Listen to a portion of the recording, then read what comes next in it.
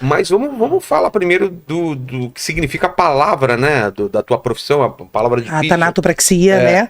Então, a tanatopraxia, Vilela, são procedimentos no pós-morte, né? Cuidados com o pós-morte. Tanato é relacionado à morte? A morte, sim. E praxia, os cuidados relacionados à morte. E a gente faz restauração facial, a gente faz embalsamamento, né? São todo um cuidado. Hoje, para você sepultar uma pessoa, se ela viaja de São Paulo para um outro estado, como Bahia, por exemplo, né, que tem bastante pessoas que, após o óbito, a família faz questão de levar, faz questão que seja sepultado na sua cidade natal, precisa passar pelo laboratório de tanatopraxia, que a gente também chama de tanatório, para passar pelo procedimento de conservação, para que não ofereça riscos para as pessoas que vão estar ali presentes naquele velório. Então eu posso estar andando no avião sem saber que tem um Exatamente, caixão na maioria das vezes, né? Viajando junto. Sério. É. Na maioria das vezes. A gente denomina esquife, né? Quando a gente leva pro aeroporto, é denominado esquife. E viaja no compartimento de bagagem. Mas não é só um caixão de madeira, tem uma coisa por fora para proteger? Tem todo um protocolo que a empresa aérea pede, né? Então a gente coloca uma urna dentro, que é uma urna de zinco. Tem um manto protetor que a gente coloca dentro também, que é um manto absorvente, para se acontecer alguma coisa de um extravasamento, não contaminar todo o compartimento de bagagem. E já aconteceu do corpo do procedimento não ter sido muito bem feito, e aí com o passar das horas houve esse extravasamento e foi todo um problema, né? Porque aí contamina tudo, né? A Josi, eu tava conversando com ela hoje, né? E às vezes eu falei pra ela, o seu trabalho, né, Josi, era um trabalho que antigamente a gente não via ou não queria ver. Porque, por exemplo, a gente não quer nem ir no velório. Então quando você vai no velório de alguém querido, você já vê a pessoa pronta para ser sepultada, mas pronta de uma maneira bonita, com flores, com maquiada, com a roupa. Eu tive uma prima que faleceu aos 19 anos, ela foi atropelada, e aí um cara bebeu e pegou um caminhão do pai dele, foi horrível, matou ela e tal, e ela ficou desfigurada, né, parte do rosto. E aí eu me lembro que no velório ela tava linda, Josi. Né? Não sei se eu já te contei isso. E aí a minha mãe falava, nossa, que interessante esse trabalho, né? E eu não conhecia a Josi ainda, faz muito tempo isso. Então esse trabalho da Josi é exatamente esse, né? Pra gente chegar no velório e ter uma boa impressão. Sabe aquela coisa do tipo, nossa, como que tava fulano no caixão? Como que a pessoa tava? Nossa, tava bonita, tava com um semblante que parece que tava em paz, tava com um semblante que parece, né? E o seu trabalho é exatamente isso, né, Josi? É propiciar um velório digno, né, pra família. Exatamente. É o que a gente sempre fala, né? A gente não dá dignidade a uma pessoa falecida, a um cadáver. A gente tem que preservar. É nossa obrigação preservar, independente da causa da morte. Mas você prepara uma pessoa que acabou de fazer isso, aquilo, outro. Bom, eu trabalho para as famílias, né? Se a família contrata o meu trabalho, não me cabe o julgo. Então eu tô ali, eu recebo, quando a gente está num plantão, por exemplo, a gente não sabe o que vai cruzar aquele portão, né? Pode ser uma pessoa que realmente praticou algum tipo de delito, de crime, só que eu não tô ali para julgar. Eu tô ali para fazer o procedimento e entregar essa pessoa justamente nesse momento, da família olhar e falar, nossa, parece que tá dormindo. Olha, ele foi em paz. E só a gente sabe como chegou ali pra gente, né? E a morte todo mundo tem medo, ninguém quer falar muito sobre isso. Eu vi alguns comentários do pessoal em casa do tipo, ai, vai levar uma maquiadora, mas gente, eu tô aqui, um dia todo mundo precisa. Ela vem pra todo mundo. Tem uma psicóloga que eu gosto muito que ela fala, né, que a morte é igual o sol do meio-dia. Todo mundo sabe que tá lá, mas ninguém consegue olhar ela de frente. Você não consegue encarar a morte de frente. E quando a gente consegue lidar com isso, que são a maioria das pessoas que são meus seguidores, que acompanham meu trabalho, fala, Josi, eu tinha uma aversão à morte, um pânico, sabe? Que a gente chama de necrofobia, né? Aquele medo de tudo que é relacionado à morte. Tem gente que não consegue ver uma coroa de flores. É mesmo? Ah, já tá me agorando. Não, gente, não tem ninguém agorando ninguém. Quando a gente vai falar sobre a Thanato, as pessoas também veem o carro funerário, por exemplo, se benze. Tem frentista de posto de gasolina que não abastece o nosso carro. Nossa. Sim, a gente passa bastante por esse tipo de coisa. Do tipo, você dorme, você come carne. Falei, não, gente, tem 8 anos que eu tô sem dormir. Morri, mas passo bem porque tem 8 anos que eu não durmo. Mas eu costumo dizer que a gente trabalha para descansar. Quando a gente faz o trabalho bem feito, você deita a cabeça no travesseiro e fala, não, agora eu vou dormir. Cumprir a missão, né? Exatamente, cumprir a minha missão.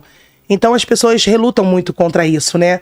Não, eu não quero saber, eu não quero assistir isso, eu não quero ver ela falando da morte. Mas eu tô falando de uma parte mais humanizada. A gente vai falar de uma humanização que tem que acontecer no mercado.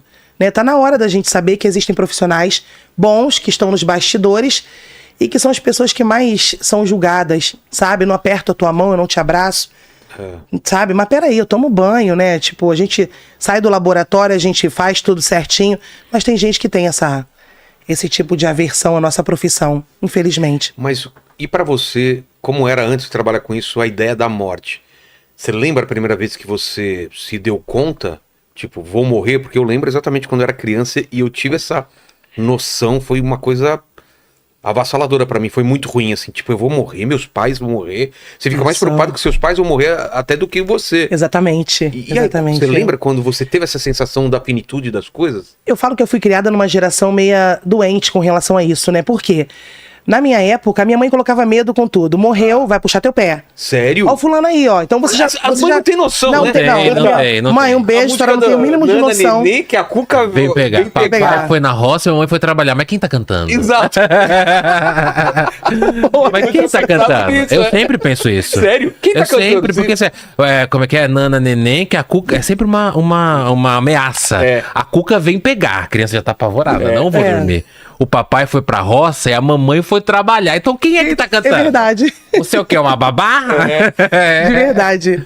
E aí tinha essa questão de... Morreu, eu ia a um velório, eu ficava 7 dias sonhando, né? Eu costumo dizer que antigamente eu achava assim, ninguém nasce dizendo que quer cuidar de mortos, que quer trabalhar com pessoas mortas. Mas por incrível que pareça, tem muita gente.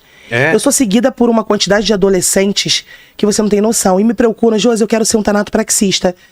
E quantos anos você tem? 12, Mas parece 13. que as gerações mais novas são mais de boa do que a gente, né? Com relação à morte. Você não acha? Eu tô achando agora, assim, sendo influencer e estando em contato com tantas pessoas, eu tô começando a achar isso. Porque já falam com mais facilidade. Eu quero trabalhar com isso. Eu quero cuidar do amor da vida de alguém. Só que a minha mãe só botava medo na gente, sabe?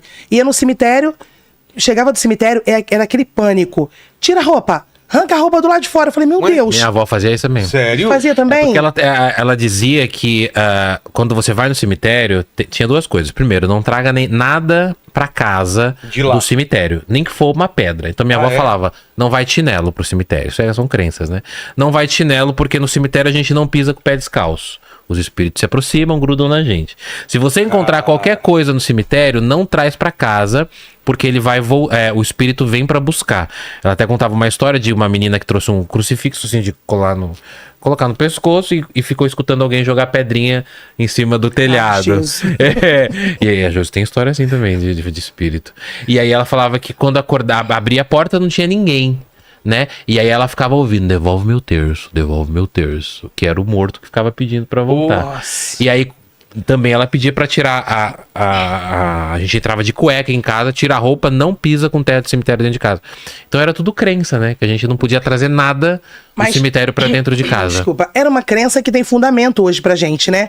Porque quando ela falava pra mim, arranca a roupa, como a sua avó fazia, e a gente tirava, eu falava assim, gente, será que eu trouxe alguma coisa comigo? A gente achava que era espiritual. E hoje a gente sabe que é o quê? É contaminação. Então realmente é o protocolo a ser seguido. Entrei no cemitério. Tem que tirar mesmo? Exatamente, tem que tirar. Entrei no cemitério, né? Aí antigamente era não entra com ferida aberta, porque aí tem uma questão toda espiritual e você pode perder o pé. Realmente pode acontecer várias infecções, porque é um solo contaminado. Então, se você entra no cemitério com aquela roupa, você entra com sapato, você tem um neném em casa, por exemplo, e você pisa lá, a gente sabe que aquele solo tem contaminação da decomposição, que são muitas, né? A gente vê em filme quando o pessoal vai beber água num riacho, tem que ver se não tem um animal morto em cima, porque contamina toda aquela água, né? Exatamente, como alguns cemitérios contaminam todo um lençol freático. Sério? Sério. Já aconteceu isso? Isso é muito, né? A gente aqui em São Paulo teve uma pesquisa há pouco tempo que foi encontrado micro-organismos de decomposição num raio de 20 quilômetros. Por isso que quando a gente mora próximo ao cemitério, eles falam que não pode furar poço artesiano. Por conta disso. Se o lençol freático for superficial, já era. Tá? Aquela contaminação vai atingir o lençol freático e pode aí espalhar uma contaminação por um raio bem grande. E quando aqueles falam que nasce coisa dentro do cemitério, né? Tem gente que fala assim, Nasce. Uma vez eu vi uma matéria que nasceu melancia dentro do cemitério. E aí a pessoa falou, será que pode comer? Será que não pode? É indicado, Josi, ou não? Ô, por Daniel, exemplo? eu não acredito que passe pro semente, fruto, pro fruto, né? A única coisa que eu falo sempre, quando as pessoas Mas eu não debocham, como, não. né? Porque, eu prefiro evitar. Não. Eu fui ali no cemitério dos jesuítas, ali em Embu das Artes, eu vi cada amora.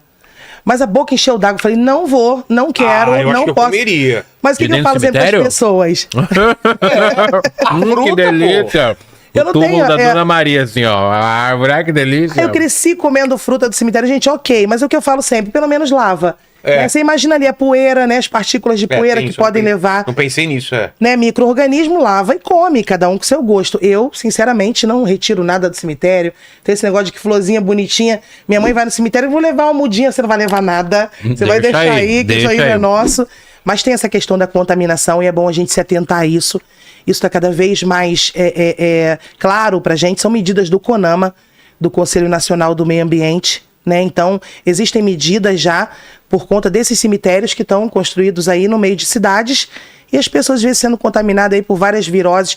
Pode dar, tem várias patologias, né? Pode ser disenteria, alguns tipos de infecções respiratórias, que são as viroses que, às vezes, ninguém sabe de onde surge.